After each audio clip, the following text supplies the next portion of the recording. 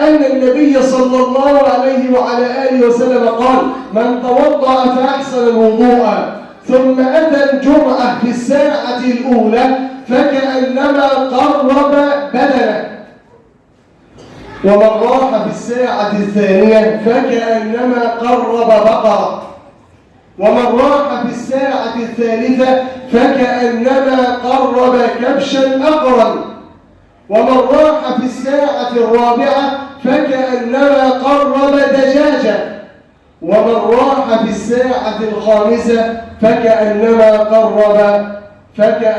قرب بيضة. فإذا صعد الخطيب المنبر جلست الملائكة وطوت الصحف تستمع إلى الذكر. بعد كده ما بتسجلش، الملائكة بتقعد خلاص تستمع زيها زيك. أول ما يصعد الخطيب تيجي من على الباب تقفل الصحف تقعد تستمع. اللي جاي بعد كده مش في حساباتنا النهارده، هو جاي متأخر.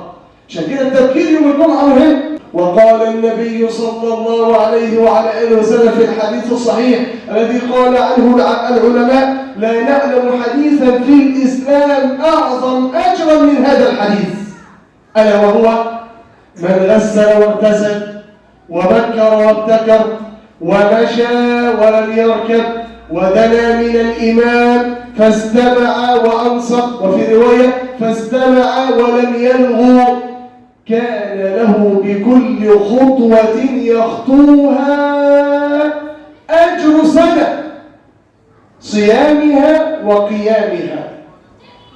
هنوضح الجزئية اللي ما كانش معانا في الخطبة لأن الجزئية مهمة قوي. يعني إيه أجر سنة في الخطوة؟ الخطوة الواحدة اللي أنت جيت بيها من بيتك، جيت بقى ب 30 40 50 60 خطوة، ب 30 40 50 60 سنة، والسنة الواحدة عبادتك فيها كأنك صايم ال 365 يوم، قائم الليل في ال 365 يوم.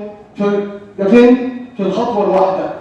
شوف بقى انت كام خطوة جايهم من بيتك للمسجد، أجر عظيم، لكن مترتب عليه غسل واغتسل بكر وابتكر، يجي بدري، ومشى ولم يركب، اللي يقدر يمشي، مش قادر يمشي لا يشك على نفسه، لكن الأجر مترتب على المشي، إن المشي أفضل.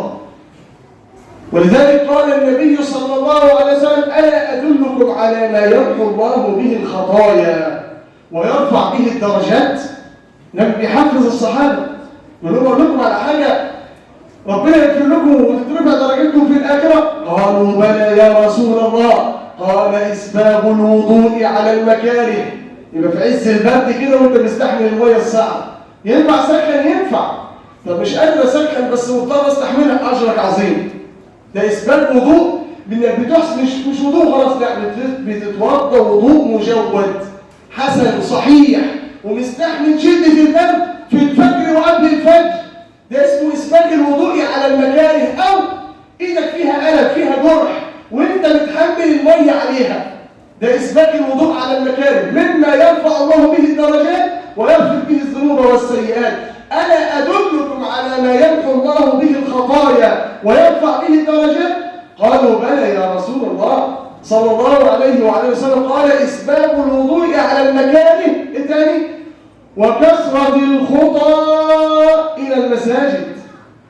تمشي كتير للمسجد، امشي بالنية دي، إن الخطوة اللي بتدب دي بيها بتترفع درجة، واللي بترفعها من ورا رجلك دي بتمحى عنك سيئة وترتفع درجات. كثرة الخطى إلى المساجد. والحاجة الثالثة: وانتظار الصلاة بعد الصلاة. شبيه بالرجل الذي قلبه معلق بالإيه؟ معلق بالمساجد. يخرج من صلاة الجمعة يظبط منبهه، أنا هعمل إيه؟ رايح فين؟ جاي منين؟ عشان العصر. يخرج من العصر مشغول بالمغرب، يخرج من المغرب مشغول بالعشاء، يصلي العشاء ترتيب ليلتي ايه بقى عشان صلاه الايه؟ عشان صلاه الفجر. هو ده انتظار الصلاه بعد الصلاه. فذلكم الرباط. هذا هو حديث النبي صلى الله عليه وعلى وسلم. يبقى من غسل واغتسل وبكر وابتكر ومشى ولم يركب ودنا من الامام، يعني جزاكم الله خيرا. انا رايت هذا دنو من الامام، عكس الاول بقى ناس قاعده في اخر المسجد كده وسند شمال ويمين وفي صحن المسجد فاضي. هذا خلاف السنه، هذا خلاف الاصل، هذا غير صحيح، لكن تدنو من الإمام. كلما دنوت من الإمام كلما كانت الفائدة أعم، وكلما اقتربت في الصفوف كان الأجر أكبر. ألا تعلم أن الله تبارك وتعالى قال عنه النبي صلى الله عليه وسلم: إن الله وملائكته يصلون على الصف الأول؟ هل سمعت هذا الحديث من قبل؟ طب هل سمعت أنك تساويت مع النبي في الصلاة عليه؟ مش ربنا قال كده: إن الله وملائكته يصلون على النبي؟ وهذه منقبة عظيمة لرسول الله صلى الله عليه وعلى آله وسلم. فكيف إذا أنت حرصت على الصفوف الأولى وبالأخص الصف الأول، فإن الله وملائكته يصلون عليك، فتكون بذلك قد تساويت مع النبي صلى الله عليه وعلى آله وسلم. وقال النبي أن خير صفوف الرجال أولها وشرها آخرها، عشان القرب من النساء أو التباعد أو الإتيان المتأخر. ولما كان من شأن بعض الصحابة أنه يأتي متأخرا في الصلاة فزجرهم النبي بقوله: وما زال قوم يتأخرون عن الجماعة حتى يؤخرهم الله. تلاقيه متأخر في حياته، متأخر في شغله، متأخر في تفكيره، متأخر في بيته، متأخر في حياته بسبب التأخير في الصلاة. فقلنا قديما وكثيرا أن من أراد الفلاح فليلبي نداء حي على الفلاح، فليبادر وليسارع أيها الأحبة الكرام. يبقى إذن الدنو من الإمام، فاستمع وأنصت. جاي مركز، جاي نايم وفايق وواخد جرعته وواخد الدش بتاعه والغسل بتاعه والتهيؤ والتزين والتنظم، وجاي يستمع ويقول للخطيب: هات ما عندك، أنا قاعد وسامع لك، قول لي بقى من قال الله قال رسوله. فاستمع وأنصت. وفي رواية: ولم يلغو، ما بيتعبش في التليفون، مش مشغول باللي جنبه. قالوا أن من قال لأخيه يوم الجمعة أنصت فقد لغى، ومن لغى فلا جمعة له. يحرم الكلام يوم الجمعة إلا مع الإمام، أو لو الإمام كلمك خطيب يعني، غير كده يحرم. طب ده أنا لما أقول لأخويا اللي جنبي ده أنصت، ده يا عم الشيخ ده أمر بالمعروف ونهي عن المنكر، ولو ما ينفعش. تعظيما للخطيب الذي يقف على المنبر، ده قال أنصت، وده قال تعالى كده، وده قال له لا ما ترجع ورا، وده قال. فين بقى الاستماع وفين الانصات وفين الفائدة واللوشة اللي تحصل في الصوت والخطيب بيتكلم؟ لذا جعل الشرع رحمة بك ألا تتكلم حتى تستفيد أكثر فائدة. فكلما دنوت واقتربت استفدت، وكلما التزمت الصمت وكان تركيزك عاليا كانت الفائدة أعظم. مهم قوي لما تخرج من خطبة الجمعة تسأل نفسك: أنا طلعت بإيه النهارده؟ أنا استفدت إيه؟ إيه النهارده اللي استفدته اللي هعمله خلال الأسبوع اللي جاي كله لحد ما يجي الجمعة اللي بعدها؟ أنا استفدت إيه؟ لازم تسأل نفسك السؤال ده. لازم تسأل نفسك هذا السؤال: ماذا استفدت؟ أنا خرجت بإيه؟ طب الخطيب كان بيتكلم بإيه؟ طب الكلام ده فيا ولا مش فيا؟ الكلام ده عندي ولا مش عندي؟ طب في بيتي ولا مش في بيتي؟ في عيالي، في مراتي، في معاملاتي، في شغلي، في طريقي، في أخلاقي.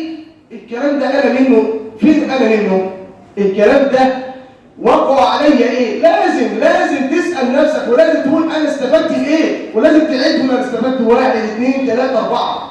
لازم، مش جاي الخطبة أنت موظف، لا، أنت جاي تستمع وتنصت وتستفيد. لازم تهتم بهذا الأمر. فاستمع وأنصت. وقلنا الاستماع والإنصات لم تأتي إلا مع القرآن ومع خطبة الجمعة.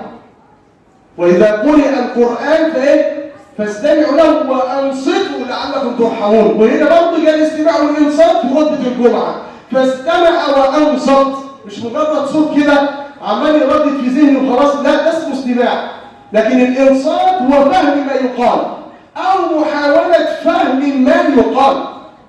ومع ذلك طول ما أنت بتحاول وتجاهد نفسك تفهم الكلام ده، أبشرك بقول الله تبارك وتعالى: والذين جاهدوا فينا لنهدينهم سبلنا. طول ما المولى تبارك وتعالى يعلم من حالك أنك تريده وأن تتعلم عنه سيعلمك. قال تعالى واتقوا الله ويعلمكم الله. دايما تقول كده دعاء سيدنا سليمان ودعاء سيدنا داود: يا معلم داود علمني ويا مفهم سليمان فهمني. قال تعالى ففهمناها سليمان. فالفهم والعلم والإدراك والفائدة لا تكون إلا بتوفيق الله تبارك وتعالى. وطول ما أنت بتتعلم دينك اعلم بأن الله يريد لك الخير ويريد منك الخير. جبت الكلام ده منين؟ من كلام النبي صلى الله عليه وسلم في الحديث الصحيح: من يرد الله به خيرا يفقهه في الدين. طول ما انت بتستفاد كل يوم بتستفاد معلومه، حكم، بدعه ما تعملهاش، حاجه خطا في حياتك بتتخلى عنها، يبقى انت ربنا يريد بيك خير، وانت ما كانش علمك وكان خلاك طبقت هذا العلم. فمن يرد الله به خيرا يفقهه في الدين. ايضا بمفهوم المخالفه ان من لم يرد الله به خيرا لم يفقهه في الدين. يفضل كده رايح زي ما جاي، بتعمل زي الناس، بصلي زي الناس، زي الناس، انا ماشي زي الناس. طب اذا كان الناس غلط انا ما اعرفش بقى بعمل زيهم وخلاص. بئس المقلد الذي يقلد الجهلاء والذين لا يعرفون وهمه الناس. افعل زي الناس، اتكلم زي الناس، اقول زي الناس، لا حول ولا قوه الا بالله. ما سلككم في سقر؟ قالوا لم نكن من المصلين ولم نكن نطعم المسكين وكنا نخوض مع الخائضين. ماشيين كده زي ما الناس ماشيه وخلاص. ده كلام اهل النار والعياذ بالله تبارك وتعالى. فاعيذكم واياي من نار جهنم انه ولي ذلك والقادر عليه. ايها الاحبه الكرام، فاستمع وانصت ولم يلغو، كان له بكل خطوه يخطوها اجر سنه صيامها وقيامها، اجر عظيم جدا.